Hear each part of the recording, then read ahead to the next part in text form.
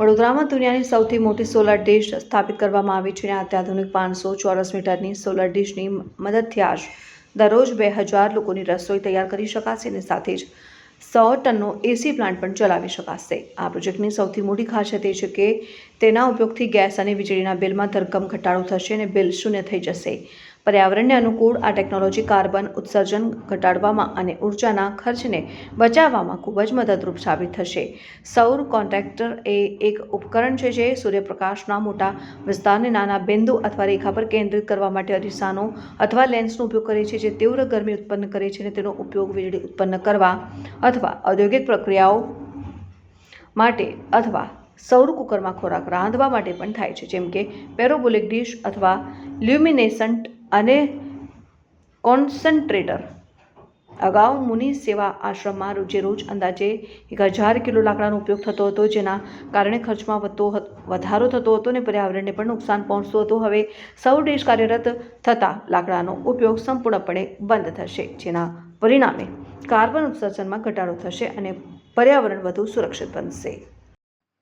जय श्री कृष्ण। मारू नाम दीपक गढ़िया है અને હું સનરાઈઝ સીએસપી ઇન્ડિયા કરીને કંપની છે તેમાં હું ચેરમેન છું અને સનરાઈઝ સીએસપી એ આપણે ઓસ્ટ્રેલિયાથી એક ટેકનોલોજી લાવ્યા છે, પણ આખી જે ટેકનોલોજીના જે ટ્રાન્સફર પરથી આખી ટેકનોલોજી આપણે ઇન્ડિયામાં બની છે। એટલે જે નરેન્દ્ર મોદીનું જે સપનું હતું આત્મનિર્ભર ભારત, એ પ્રમાણે આખી ટેકનોલોજી આપણે ઇન્ડિયામાં બનાવી છે અને આખી આજે તમે પાછળ જુઓ છો તે દુનિયાની સૌથી મોટી ડિશ છે અને સૌથી પહેલી વાર ઓસ્ટ્રેલિયાની બહાર બની છે। અને આપણે આ ડિશ એ આપણે સૂર્યના કિરણોને એકત્રિત કરીએ છીએ અને એમાંથી આપણે હાઈ ટેમ્પરેચર પ્રોડ્યુસ કરીએ છીએ। એટલા માટે આ ટેકનોલોજી નામ છે સોલાર કોન્સન્ટ્રેટર।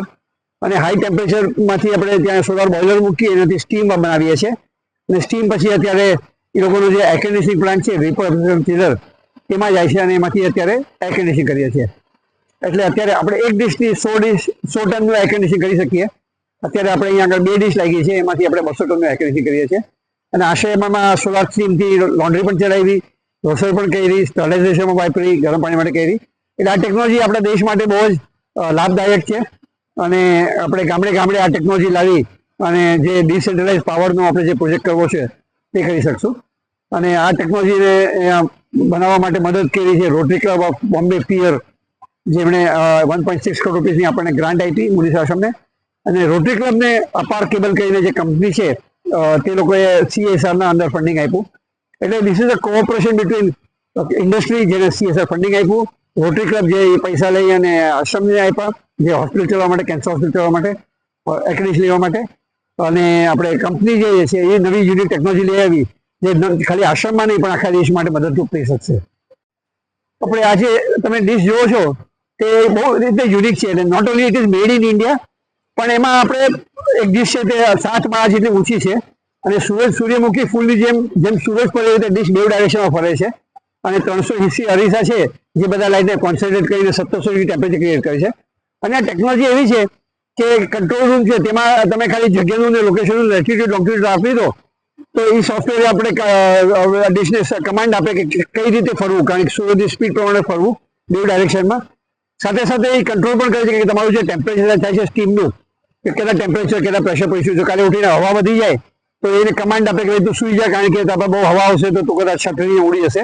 એટલે આખી સિસ્ટમ જે છે તે હાર્ડવેર અને software they work in integration together અને સિમલેસલી। એટલે તમારે ઓપરેટર ખાલી બેસીને ખાલી ધ્યાન રાખે, કારણ કે આપણે IBR એપ્રુવ છે એટલે આપણે ઓપરેટર રાખવો પડે, પણ એનું કામ છે કંટ્રોલમાં બેસી અને આખી સિસ્ટમ બરાબર ચાલે છે કે નહીં એનું ધ્યાન રાખવાનું।